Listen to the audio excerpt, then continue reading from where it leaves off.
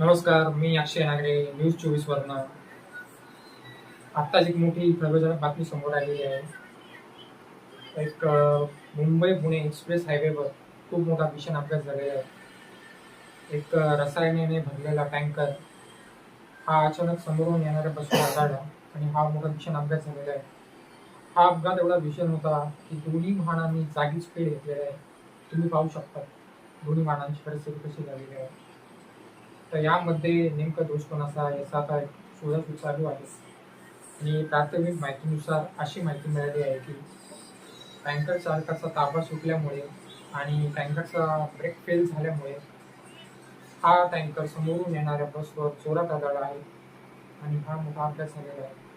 आणि यामध्ये 10 ते 12 प्रवासी हे गंभीर जखमी झालेले आहेत. तुम्ही प्रवाशांची हालत बघू शकता, खूप लागलेला आहे त्यांना. आणि आता काही लोक तिथं जमावबंदी खूप झालेली आहे, ट्रॅफिक जाम झालेला आहे. तुम्ही पाहू शकता आजूबाजूला किती गर्दी झालेली आहे. पोलीस प्रशासन देखील इथे हजर झालेलं आहे आणि पोलीस याचा शोधाशोध करत आहेत की हा अपघात झाला कसा, याला जबाबदार कोण आहे. तर टँकरचा ब्रेक फेल झाल्यामुळे हा मोठा अपघात झालेला आहे आणि ट्रॅफिक खूप जाम झालेली आहे. तुम्ही आजूबाजूलाही पाहू शकता परिस्थिती काय आहे तर. आणि शोधाशोध सुरू आहे. पोलिसांनी टँकरला आणि टँकर चालकाला दोघांनाही ताब्यात घेतलेलं आहे आणि पुढील तपास शोधाशोध सुरू आहे. मी अक्षय नागरे, कॅमेरामॅन सुमित सह, न्यूज 24 वरनं मुंबई.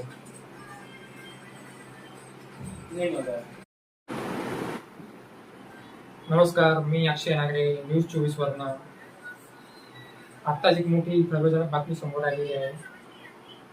एक मुंबई-पुणे एक्सप्रेस हायवेवर खूप मोठा भीषण अपघात झालेला आहे. एक रसायनाने भरलेला टँकर हा अचानक समोरून येणाऱ्या बसवर आदळला आणि हा मोठा भीषण अपघात झालेला आहे. हा अपघात एवढा भीषण होता की दोन्ही वाहनांनी जागीच पेट घेतलेला आहे. तुम्ही पाहू शकता दोन्ही वाहनांची परिस्थिती कशी झालेली आहे. तर यामध्ये नेमका दोष कोणाचा याचा आता शोधाशोध चालू आहे. आणि प्राथमिक माहितीनुसार अशी माहिती मिळाली आहे की टँकर चालकाचा ताबा सुटल्यामुळे आणि टँकरचा ब्रेक फेल झाल्यामुळे हा टँकर समोरून येणाऱ्या बसवर जोरात आदळला आहे आणि हा मोठा अपघात झालेला आहे. आणि यामध्ये 10 ते 12 प्रवासी हे गंभीर जखमी झालेले आहेत. तुम्ही प्रवाशांची हालत बघू शकता, खूप लागलेला आहे त्यांना. आणि आता काही लोक तिथं जमावबंदी खूप झालेली आहे, ट्रॅफिक जाम झालेला आहे. तुम्ही पाहू शकता आजूबाजूला किती गर्दी झालेली आहे.